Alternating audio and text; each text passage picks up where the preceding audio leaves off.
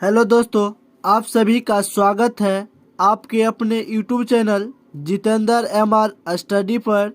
दोस्तों, मैं हूं जितेंद्र MR यादव। आज हम लोग कक्षा 8वीं की गणित में अध्याय 2 में जो है एक चर वाले रैखिक समीकरण दिया हुआ है और उसी का हम लोग प्रश्नावली 2.2 देखेंगे। यानी अध्याय 2 में प्रश्नावली 2.2 देखेंगे और प्रश्नावली 2.2 के प्रश्न संख्या 6 को देखेंगे। तो प्रश्न संख्या 6 को देखिए तो बिल्लू के पास 1 रुपया, 2 रुपया एवं 5 रुपया के कुल 160 सिक्के हैं, जिनका कुल मूल्य 300 रुपया है। यदि 2 रुपया के सिक्कों की संख्या 5 रुपया के सिक्कों की संख्या की तिगुनी हो तो उसके पास प्रत्येक प्रकार के कितने सिक्के हैं। तो मानना पड़ेगा, जैसे मानते हैं कि देखिए तो माना कि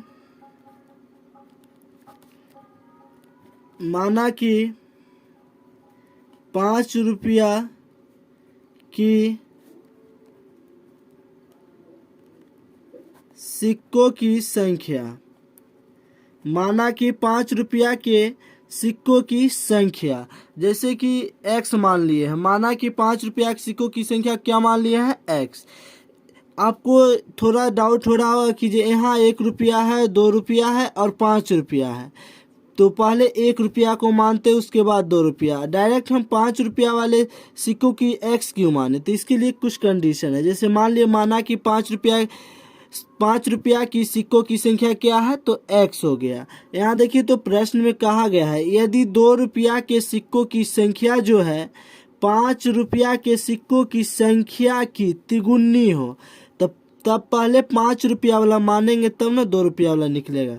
तो माना कि 5 रुपया के सिक्कों की संख्या क्या है, x। तो अब 2 रुपया वाला लिखेंगे, तो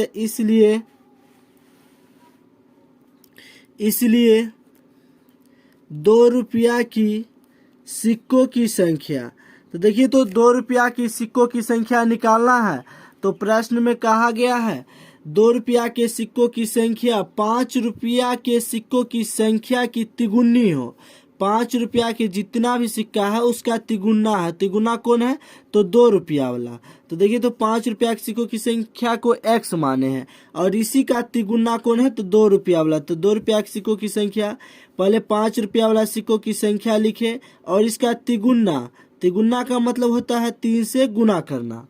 तिगुना का मतलब 3 से गुना। अगर कहता है 5 गुना तो 5 से गुना करेंगे, कहता है 2 गुना तो 2 से गुना करते। इस प्रश्न में कहा गया है तिगुना, तो 3 से गुना करेंगे। x गुना 3 को करेंगे तो यहाँ 3x हो जाएगा। यानी 2 रुपया के सिक्कों की संख्या क्या हो गया, 3x, और 5 रुपया के सिक्कों की संख्या क्या है, तो x। अब देखिए तो 5 रुपया के सिक्कों की संख्या x और 2 रुपया के सिक्कों की संख्या 3x। अगर दोनों को मिलाते हैं तो 3x और 1x, तो 4x हो जाएगा। अब देखिए तो यहाँ लिखते हैं 1 रुपया की सिक्कों की संख्या, 1 रुपया की सिक्कों की संख्या। तो देखिए तो कुल सिक्कों की संख्या जो है प्रश्न में 160 दिया हुआ है। कुल सिक्कों की संख्या कितना है, 160। तो 160 लिखेंगे और उसमें से इन दोनों को जोड़कर घटा देंगे। तो 5 रुपया के सिक्कों की संख्या क्या है, x, और 2 रुपया के सिक्कों की संख्या क्या है, 3x। तो 3x 1x, तो 4x। दोनों को जोड़कर इसमें से क्या करना है, घटा देंगे। बस 1 रुपया की सिक्कों की संख्या का निकल जाएगा। तो यानी 1 रुपया के सिक्कों की संख्या कितना हो गया, 160 माइनस 4x। अब प्रश्न में क्या करना है, जैसे सिक्कों का मूल्य निकालना है तो लिखेंगे यहाँ पुनः जैसे यहाँ लिखेंगे 5 रुपया की सिक्कों की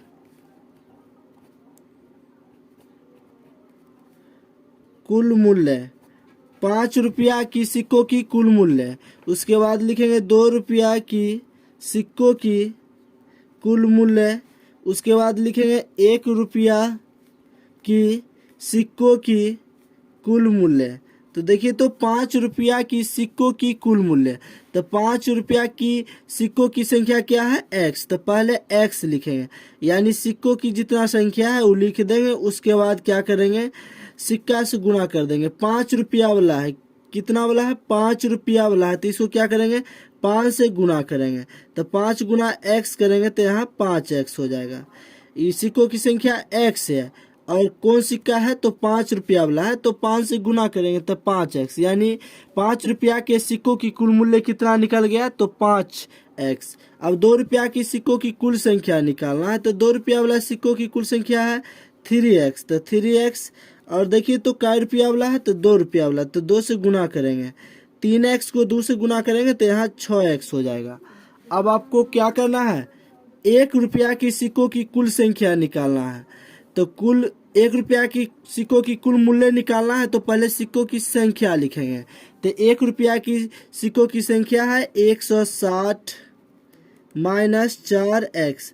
अब देखिए तो 1 रुपया वाला है, कितना वाला है 1 रुपया वाला, तो 1 से गुना करेंगे, 1 से 160 को एक बार गुना करेंगे तो 160 हो जाएगा, माइनस है तो माइनस 4x को अगर 1 से गुना करते हैं तो 4x हो जाएगा। यहाँ देखिए तो 160 को 1 से गुना करेंगे, फिर 1 को क्या करेंगे 4 से गुना करके लिखेंगे।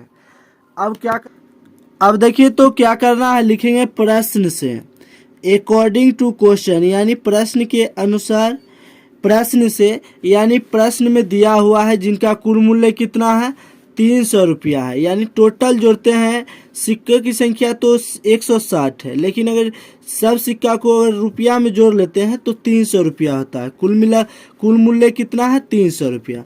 तो क्या करना है जितना भी यहाँ कुल मूल्य है सबको लिखते हैं। जैसे 5 रुपया की सिक्कों की कुल मूल्य कितना है 5x, तो यहाँ लिखेंगे 5x प्लस सबको जोड़कर 300 रुपया पूर रहा है। 2 रुपया के सिक्कों की संख्या कितना है 6x, तो 6x प्लस और 1 रुपया के सिक्कों की संख्या कितना है तो 160 माइनस 4x, तो 160 माइनस 4x बराबर में कितना रुपया पूर जाता है तो 300 रुपया।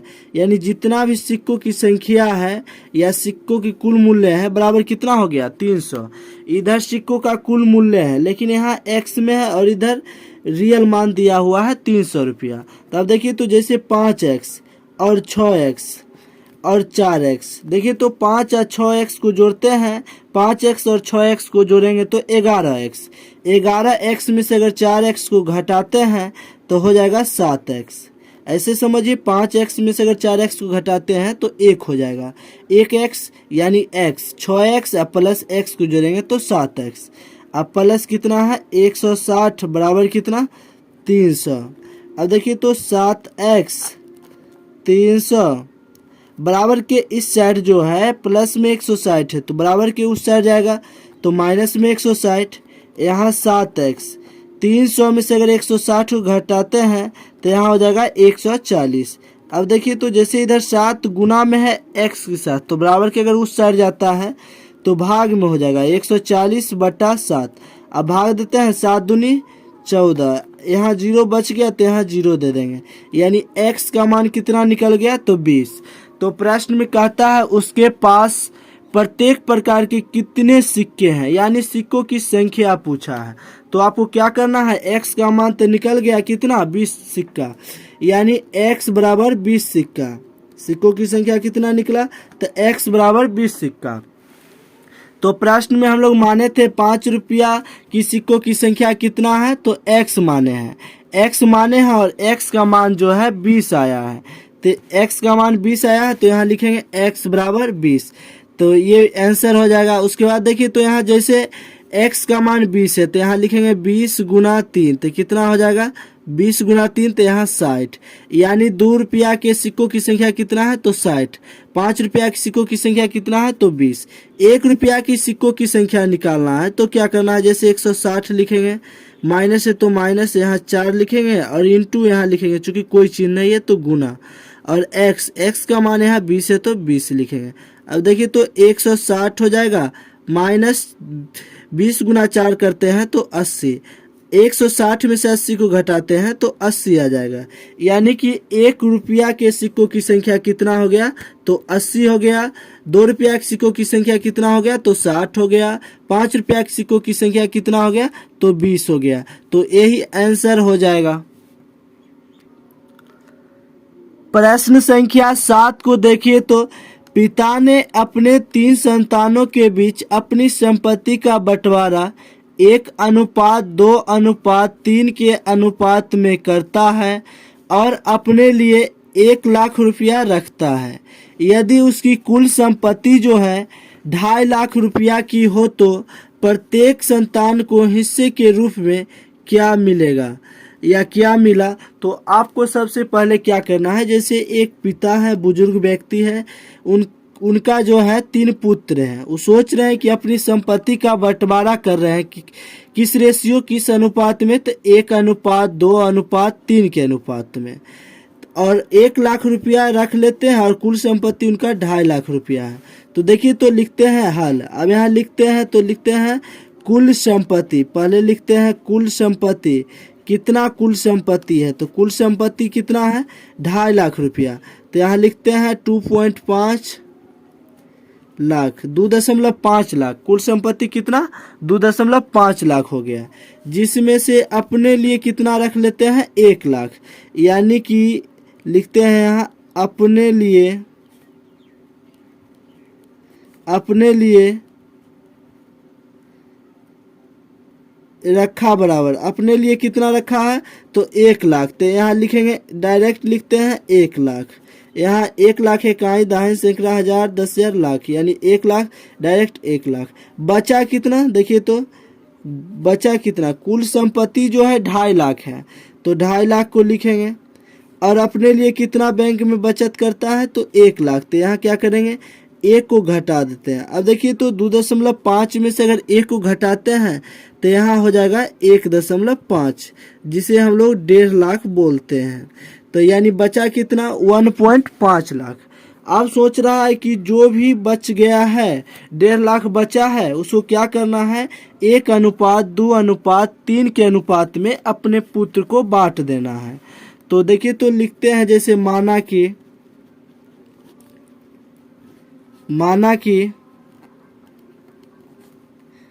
पहले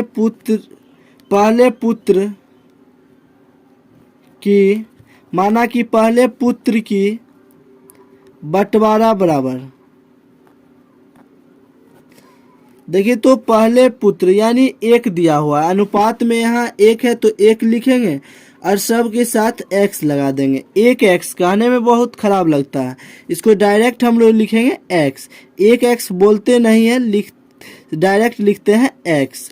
अब देखिए तो दूसरे पुत्र, इसलिए दूसरे पुत्र की बंटवारा बराबर, तो बंटवारा का अनुपात दिया हुआ है 1:2:3, तो यहाँ दूसरे के लिए 2 हो जाएगा। तो यहाँ 2 लिखेंगे और x अपना मान से लिखेंगे, तो 2 हो जाएगा, यानी डायरेक्ट 2x चलेगा ही। अब देखिए तो तीसरे यानी छोटा पुत्र, 3 पुत्र है जिसमें तीसरा यानी छोटा पुत्र, यानी तीसरे पुत्र की बंटवारा बराबर, तो तीसरे पुत्र की बंटवारा बराबर दिया हुआ है कितना, अनुपात में 3, तो यहाँ 3 लिखेंगे और x क्या करना है, मान के लगा देना है, सब में x लगा देंगे। अगर x नहीं भी मानेंगे तो आंसर पर कोई फर्क नहीं पड़ता है, बन जाएगा। लेकिन x लगाने से क्या होता है आप अधिक समझ सकते हैं। अब देखिए तो आपको क्या करना है, जैसे लिखना है प्रश्न से, अकॉर्डिंग टू क्वेश्चन, प्रश्न के अनुसार या प्रश्नानुसार। पहले पुत्र को कितना मिला है, तो x मिला है। दूसरे पुत्र को क्या मिला है, तो 2x मिला है। और तीसरे पुत्र को क्या मिला है, तो 3x मिला है। और कुल रुपया बच कितना गया है, कितना बांटना है, तो 1.5 लाख। अब देखिए तो इसको अगर जोड़ते हैं तो 3x, 2x, 5x, 5 1 x, तो यहाँ हो जाएगा 6x। अब देखिए तो 1.5 लाख इसको लिखते हैं, तो 1.5 लाख लिखते हैं। देखिए तो 1.5 lakh, 3x, 2x, 5x, 5 1 6x, इधर 1.5 लाख है तो यहाँ लिखते हैं 1.5 लाख। देखिए तो 1.5 लाख को लिख सकते हैं ऐसे अंक। अब क्या करेंगे, इधर 6 जो है गुना में है, एक्स के साथ, तो बराबर के अगर उस साइड जाता है तो भाग में हो जाएगा। तो यहाँ लिखेंगे 1.5 लाख बटा में 6, इधर 6 गुना में तो इधर भाग में। 6 से अगर भाग देते हैं तो देखिए तो 6 दूनी 12, 6 दूनी 12, यहाँ 15 है, 12 कट गया, बचा कितना 3, 3 पर 0 30। अब देखिए तो 6 पचे 30, यानी 25 और 3 0, तो यानी कि 25,000, कितना बच गया 25,000, यानी x बराबर कितना निकला है 25,000 रुपया निकला है। x का मान जो है 25। हो सकता है आपको अभी काटने में थोड़ा प्रॉब्लम होता होगा ऐसे, तो आप क्या कीजिए 6 से 1.5 लाख में भाग दीजिए, 25,000 आ जाएगा। नहीं तो ऐसे समझिए 6 दूनी 12, यहाँ 15 था, 12 घट गया, 3 बचा, 3 पर 0 30 होता है, 6 पचे 30, 3 0 बचा है, 3 0 लिख दिया, यानी x का मान जो है 25,000 रुपया हो गया। तो अब आपको क्या करना है, जैसे x का मान तो निकल गया, तो हम लोग माने थे तो लिखते हैं पहले पुत्र की बंटवारा रुपया में कितना आ रहा है, देखिए तो पहले पुत्र की बंटवारा रुपया में, तो यहाँ x माने थे, क्या माने थे पीछे माने हैं तो x का मान कितना निकल गया तो 25,000, 25,000 रुपया जो है पहले पुत्र को मिलेगा। उसके बाद जो है दूसरे पुत्र की बंटवारा रुपया में, तो कितना हो जाएगा, दूसरे के लिए 2x, तो क्या करना है 2 गुना 25,000, 2 गुना 25,000 को गुना करेंगे, 25,000 को 2 से गुना करते हैं तो 50,000, यानी दूसरे पुत्र को कितना रुपया मिल रहा है 50,000 रुपया मिल रहा है, और पहले पुत्र को कितना मिला है 25,000। अब तीसरे पुत्र को निकालना है, तो तीसरे पुत्र की बंटवारा रुपया में कितना हो जाएगा, तो यहाँ 3x दिया हुआ है, तो लिखेगा 3 गुना x के मान कितना तो 25,000, 25,000। तब क्या करना है 25,000 को 3 से गुना करते हैं तो 75,000, यानी तीसरे पुत्र को रुपया कितना देना है 75,000। तो पहले पुत्र को 25, दूसरे पुत्र को 50 और तीसरे पुत्र को 75,000 रुपया दिया जाएगा। इसी फॉर्म में अगर सबको जोड़ते हैं तो 1.5 लाख कुल पूर जाएगा। देखिए तो 75,000 और इधर 25,000 और 50,000, तो 75,000, 75 75 1.5 हो जाता है, यानी 1.5 लाख हो गया। तो यही रूप में हम लोग को बांटना था, तो बांट दिए हैं। देखिए अभी हो सकता है भाषा का लैंग्वेज का क्वेश्चन है, आपको बनाने में थोड़ा कठिनाई हो सकता है, तो आप बार बार क्या करें 1-2 बार वीडियो को देखें, उसके बाद बार बार प्रैक्टिस करें। अब प्रश्न संख्या 8 देखिए तो 11 के लगातार 3 गुणजों का योग 231 है, तो उन्हें ज्ञात कीजिए। 11 के लगातार 3 गुणज, 11 के लगातार 3 गुणज, तो आपको क्या करना है, पहले तो लगातार गुणज मान लेते हैं, तो लिखते हैं माना कि पहली गुणज बराबर, माना कि पहली गुणज बराबर क्या मान लिया है x, माना कि पहली गुणज क्या है x है। अब देखिए तो दूसरी गुणज बराबर क्या हो जाएगा, तो x + 1 मान लेते हैं। दूसरी गुणज बराबर कितना, तो x + 1। उसके बाद अब तीसरी गुणज बराबर क्या मान लेते हैं, तो x + 2 मान लेते हैं। अब देखिए तो यहाँ प्रश्न में कह रहा है कि 11 के लगातार 3 गुणज, हम लोग सिर्फ माने हैं पहली गुणज x, दूसरी गुणज x + 1, तीसरी गुणज x + 2। यहाँ 11 के लिखेंगे, देखिए तो 11 के पहली गुणज, उसके बाद यहाँ लिखेंगे 11 के दूसरी गुणज, उसके बाद आखिरी में लिखेंगे 11 के तीसरी गुणज। 11 के पहली गुणज, यहाँ तो पहली गुणज x माने थे, तो 11 के, तो क्या करना है आपको 11 से क्या करना है गुना करना है। अब देखिए तो 11 को x से गुना करेंगे तो यहाँ हो जाएगा 11x। अब देखिए तो ये दोनों को ब्रैकेट में पहले बंद करते हैं। 11 के दूसरी गुणज, तो इसमें भी तो 11 से गुना करना है। अब देखिए तो 11 को पकड़ के एक बार x से गुना करना है, एक बार x से गुना करना है। 11 को अगर x से गुना करते हैं तो हो जाएगा 11x, प्लस 11 को 1 से अगर गुना करेंगे तो यहाँ हो जाएगा 11, यानी 11x + 11 हो जाएगा। अब देखिए तो 11 के तीसरी गुणज, तो यहाँ x+2 माने हैं तीसरी गुणज 11 के, तो क्या करना है 11 से गुना कर देना है। 11 को अगर x से गुना करेंगे तो यहाँ हो जाएगा 11x। 11 को अगर 2 से गुना करेंगे तो 11 दूनी 22, प्लस यहाँ है तो प्लस लिख देंगे, अगर माइनस रहे तो माइनस लिख देना। अब क्या करना है, लिखेंगे प्रश्न से, अकॉर्डिंग टू क्वेश्चन, यानी प्रश्न के अनुसार। अब देखिए तो सब गुणजों का योग कितना दिया हुआ है, 231 दिया हुआ है, यानी योग मीन्स जोड़। सबको अगर आपस में जोड़ते हैं तो 231 पूछता है। तो 11 के पहली गुणज क्या निकल गया, 11x, तो यहाँ लिखेंगे 11x। योग मीन्स जोड़, यहाँ प्रश्न में कहा गया है योग, तो योग मीन्स जोड़, सबको जोड़ेंगे। यहाँ 11 की दूसरी गुणज तो निकल गया 11x प्लस 11, और फिर योग मीन्स प्लस 11 के तीसरी गुणज, तो यहाँ लिखेंगे 11x प्लस 22 बराबर कितना हो रहा है, तो 231। सबको अगर योग करते हैं तो 231 प्राप्त होता है, तो लिखेंगे 231। अब क्या करना है, जैसे देखिए तो 11x चर अचर, पहले चर वाले को जोड़ते हैं, तो 11x और 11x, 11x को जोड़े तो 22x, 22x और 11x को जोड़ेंगे तो यहाँ हो जाएगा 33x, यानी 33x। x का तो सबको ऐड कर दिए, अब अंक सिर्फ अचर को ऐड कीजिए जिसमें x नहीं लगा हुआ है, तो 22 प्लस 11 को जोड़ते हैं तो यहाँ हो जाएगा 33, बराबर में कितना, तो यहाँ हो गया 231। अब क्या करना है, यहाँ 33x बराबर 231, इधर प्लस में 33 है तो बराबर के उस साइड जाएगा, तो यहाँ हो जाएगा -33।